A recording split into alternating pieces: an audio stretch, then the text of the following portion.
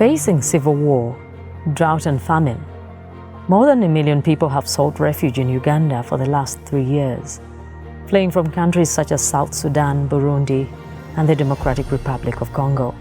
Hundreds of thousands of these refugees are settled in Uganda's capital, Kampala, and a number of border districts around the country. The current population of internationally forced migratory population in the country is 1,430,000. And basically about 68% of these persons of concern come from South Sudan, and then they are followed by a very big population coming from DRC, and then this is followed by Burundians. We have some Somalis, Eritreans, Ethiopians. We have some from the Arabian Peninsula, Yemen. In total of the, we have close to 31 countries that contribute to the 1.4 million refugees in the country.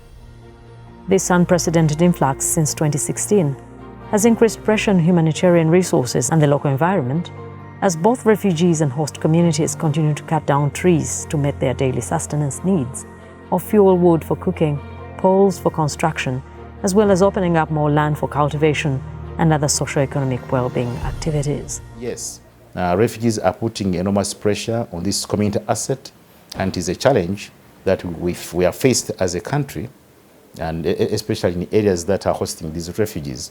But also it is not true that it is only refugees that are decimating our environment. Even the host communities are doing the same. Yeah, because even before the advent of refugees, forests were being cut left, right, and center. In response to this, National Forestry Authority, NFA, a government semi-autonomous organization mandated to sustainably manage all central forest reserves in the country, is implementing an ambitious tree planting project aimed at restoring some of these degraded places. The project, titled Environment, Energy and Forestry Conservation and Restoration in Uganda, is part of the UNHCR's Refugee Forestation, in short, ReForest project, which contributes to the success of Uganda's Comprehensive Refugee Response Framework, CRRF. In 2019, we gave to NFA some 3.2 billion Uganda shillings towards support of this initiative. And because we realized that for this project to have any long-term impact, we should focus on tree growing as opposed to tree planting.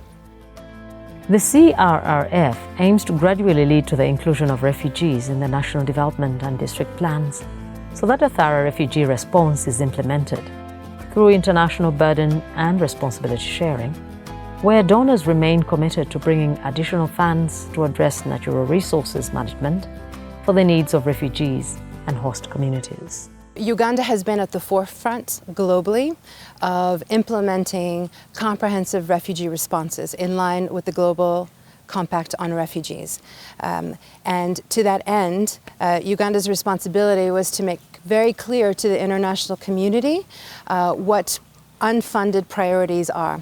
And this is envisioned in the Water and Environment Sector Response Plan to Refugees, which is basically Uganda taking the bold step to include refugees in its national service delivery and national programs to Ugandans.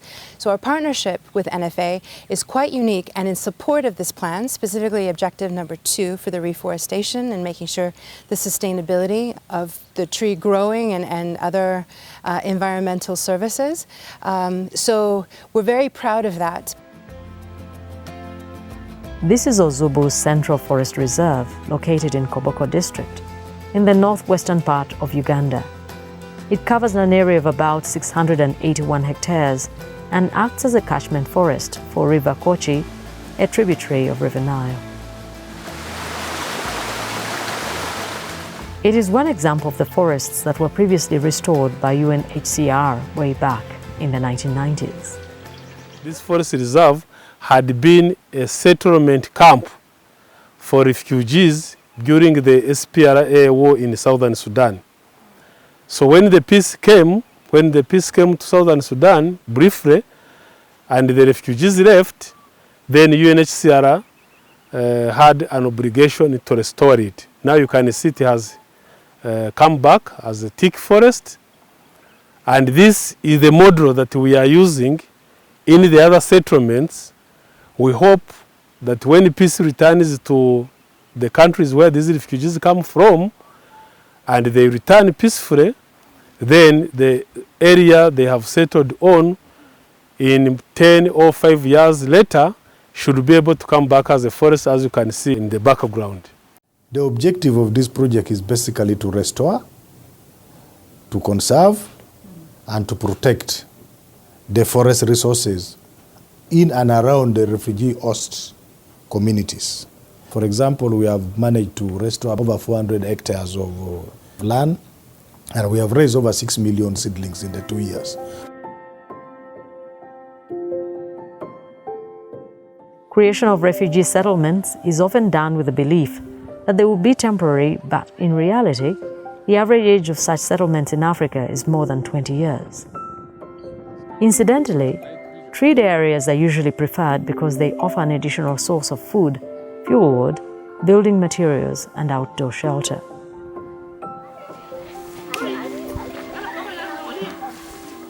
Joyce Kita is the mother of 3 residing in Paralinya refugee settlement, located in Obongi district, northwestern Uganda.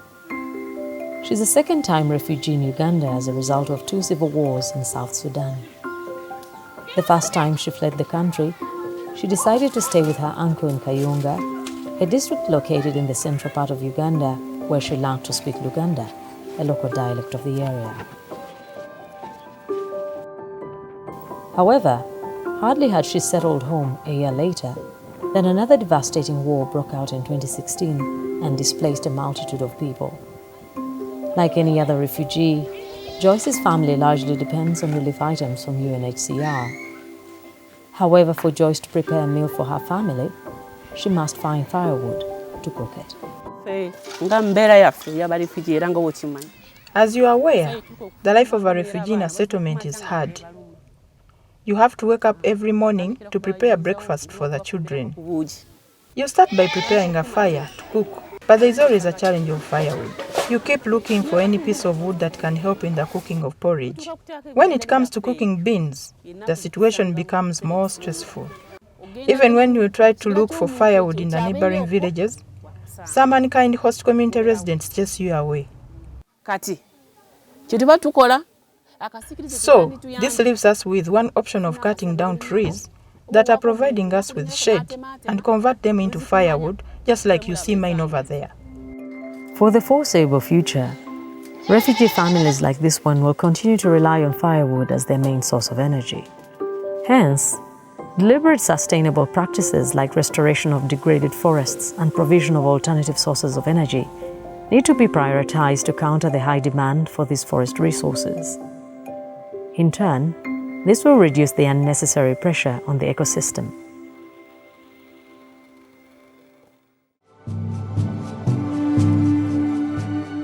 This is Bugoma's Central Forest Reserve, located in Hoima and Chikube districts in the western part of Uganda. This tropical rainforest that covers an area of 41,144 hectares is a sanctuary to an astonishing biodiversity of flora and fauna species.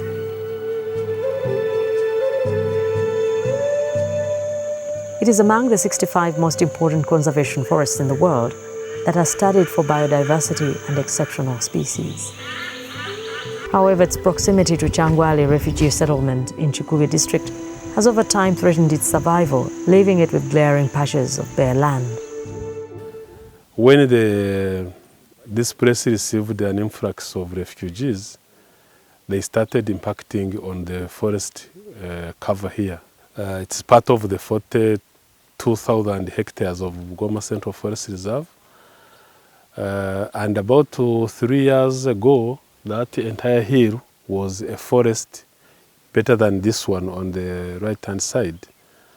And it raised the concern, if the forest can disappear at this rate, then the entire Bugoma would be endangered. So we discussed with the UNHCR for possibility of funding to restore this degraded part, and it goes back to a little bit in normal of what it looked like. So far here, about 600 hectares had been affected, basically through charcoal burning, firewood cutting, and poros for construction. The ReForest project is anchored on Uganda's Water and Environment Refugee Response Plan of 2019, which is aligned with its comprehensive refugee response framework that aims at ensuring that NFA restores, conserves and protects the environment and its natural resources. The NFA UNHCR Refugee Forest project feeds into the environment beat of the Water and Environment Refugee Response Plan. And in that light, the project also looks at mainly the kind of investment in tree planting, especially with NFA providing the planting materials, raising the seedlings, which are eventually distributed to the refugees, but also the host communities. So by nature of mandate, FSSB coordinates the districts who are on the receiving end, and then also does the technical backstopping on their side to support the farmers to take up these materials and plant in accordance to the General National Forest Plan. The process of identifying degraded areas for restoration is majorly done at the NFA headquarters in Kampala, using a state-of-the-art remote sensing technology commonly known as GIS, which stands for Geographical Information Systems. At the onset of the ReForest project, UNHCR facilitated the update of the existing GIS with a modern license that came along with an assortment of tabs, which have enabled the authority to remotely monitor the state of forests in the country with utmost precision. GIS helps us to monitor the forest cover in the country, to determine whether it is decreasing or increasing, and if that change has taken place, by how much. So if we zoom in here, we can go in and try to examine our forest, and we see the condition. For instance, when I look at a forest like this, where it is very pink, I know there is some degradation. I also see some degradation here, and then I see this dark area as a very good natural forest. I also see some degradation at the edges here. So we can easily now tell what is going on in Moyo, in Karamoja, in everywhere. This accurate data was very important for NFA and UNHCR in identifying and determining the nature of intervention for the different locations in each degraded forest reserve bordering refugee settlements. This also enabled NFA to strategically establish tree nurseries near every refugee settlement to ease the supply and delivery of seedlings to the 12 refugee hosting districts of Adjumani, Arua, Chikube, Sinjiro, Kamwenge, Chiriandongo, Koboko, Chegegwa, Lamo, Moyo, Yumbe, and Abongi. Each nursery is given a production target of seedlings for various species, including indigenous, exotic, bamboo, as well as fruit trees to boost food security in refugee settlements. Last season we had a target of seedlings of various species, 350,000. That was from December up to May or June. So, but we managed to raise 358,115. Our target was to raise 200,000 seedlings, of which we have managed to achieve 200,174 seedlings. We had a total of 365,000 seedlings, and the target was 350. So for this particular nursery of Arua, the production target is 300,000 seedlings. The one of Koboko is also 300,000 seedlings. Then Palorinya and Adjumani both have each 200,000 seedlings, making a target of 1 million seedlings. Using a multi-sectoral approach and to ensure smooth coordination of the project, UNHCR has, in addition to NFA, partnered with several other organizations working in their different refugee settlements to implement this project. Every stakeholder takes on a particular responsibility. For instance, in Nachi Valley and Chaka 2 settlements located in western Uganda, Nsamizi Training Institute is responsible for mobilizing both refugees and host community households to participate in planting of trees in the already degraded areas within and around these settlements. They are also mentored on the best agronomic practices to ensure that the planted trees thrive. Once this tree has grown to a certain height, more especially these branches, they have gone to above 5 meters high. We encourage pruning of these trees. When you are pruning, you are supposed to cut it from down, not cut it from up. When you cut it from up, you create more injuries on the tree, and which will reduce on the quality of the timber. Indeed, NFA has supported UNHCR and its partners on environment to encourage refugees and host community households to plant fast-growing tree species that can help to meet the immediate demands such as building materials and fuel wood. We have identified 3 species for this purpose. We have identified Grevillea robusta, we have identified eucalyptus and bamboo. Now this bamboo, we have planted along the forest. It's like a buffer between the settlement and the forest reserve. Why we plant it like that? Because bamboo grows very fast than the indigenous. So when it grows very fast, it will block with time. You know, it has a tendency of widening. By the time it reaches, like we expect in 5 years' time, refugees will not cross this way. Whatever they want, they'll get from this bamboo. Besides these fast-growing species, the project design also looks at planting various indigenous tree species in the degraded areas within the forest reserves. However, a section of these refugees and host community households are not interested in growing these species because they take long to mature and see no immediate benefits from them. So in order to encourage them, UNHCR and its partners on environment have decided to promote fruit trees, which not only contribute to conservation of the environment, but also provide nutrition and food security. We are looking at having at least every person should have a fruit. Whether it's a child, if you have 4 people in a household, you should have 4 fruits. If you are 2, at least you must have 2. If you are family size 10, at least you should have 10 trees, including trees and fruits. I have planted a pawpaw in anticipation that my children will eat some fruits from it. Then I have also planted a soursop tree. When it matures, I expect to get fruits for my children. But planting these other species of trees that grow big, they will consume the entire space of the plot, yet I can use some of the space to plant some vegetables and be able to change diet for my children. One lesson we've learned is that the demand for fruit seedlings, especially the grafted varieties of mango and oranges and then the jackfruit, exceeds far more than what we had planned initially. And so we think this is an important lesson for this project, that households, whether they are refugees or host communities, are willing to plant trees if they can see an immediate benefit.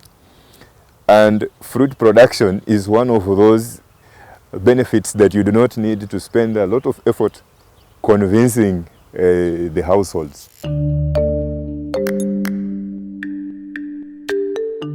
Another innovative way of successfully implementing tree planting in the settlements is to allocate on a temporary basis pieces of land within areas under restoration to the refugees to plant their own food crops for their livelihoods.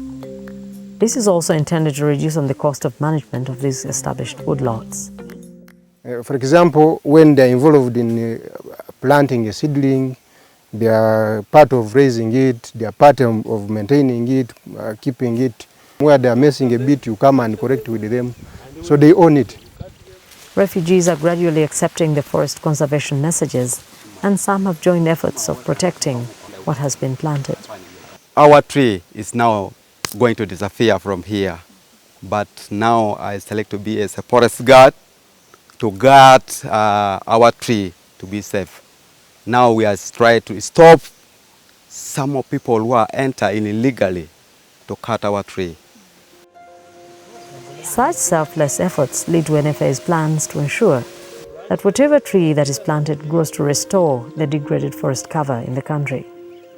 In recognition of this noble cause, UNHCR gave an additional 1.8 billion shillings to bolster efforts of maintenance and protection of the restored areas.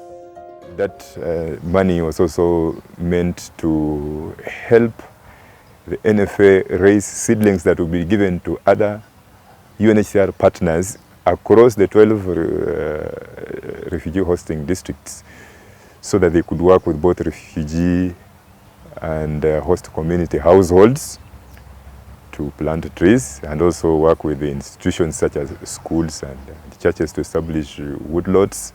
But even within the communities, we are looking at establishment of community woodlots for commercial purposes, not just putting it there. We want you to plant your trees, say 1 acre, 2 acres, and you derive benefits from it. You sell the firewood. If you plant fruit trees, because we are raising a lot of fruit trees, the fruits, you can sell the mangoes, you can sell the oranges. So you get income out of it. So that would inspire you to keep on looking after these trees which you have planted. Muzamiru Ayume is one of the 54 farmers that have embraced tree growing in Koboko district. He has so far planted 450 pine trees on his 1 acre piece of land located in Kopera village, Lobule sub-county. I plant trees for future use. I know that is very important. That's why I planted it. To further ensure the success of the project, NFA collaborates with District Forestry Services to achieve the National Reforestation Agenda. The district forest officers help to identify and distribute seedlings to host communities and monitor the seedling survival in the field. We monitor the performance of the trees, especially after planting, 2 to 3 weeks after planting.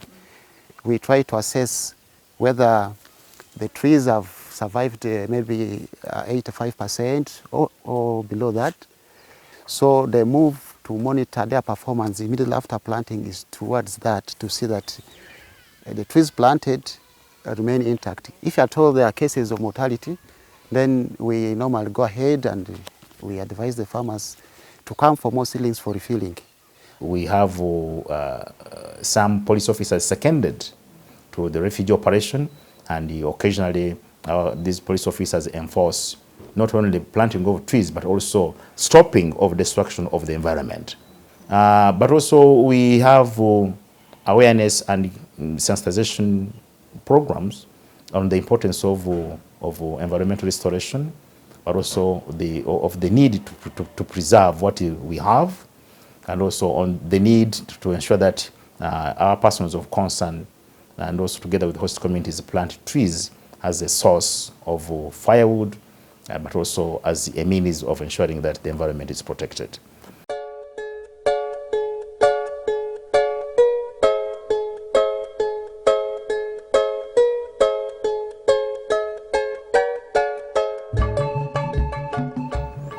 This is Bidibidi refugee settlement, located in Yumbe district, northwestern part of Uganda. It is the second largest refugee hosting settlement in the world, after a Rohingya camp in Bangladesh. UNHCR estimates that over 300,000 tons of fuel wood were consumed in 2017 alone.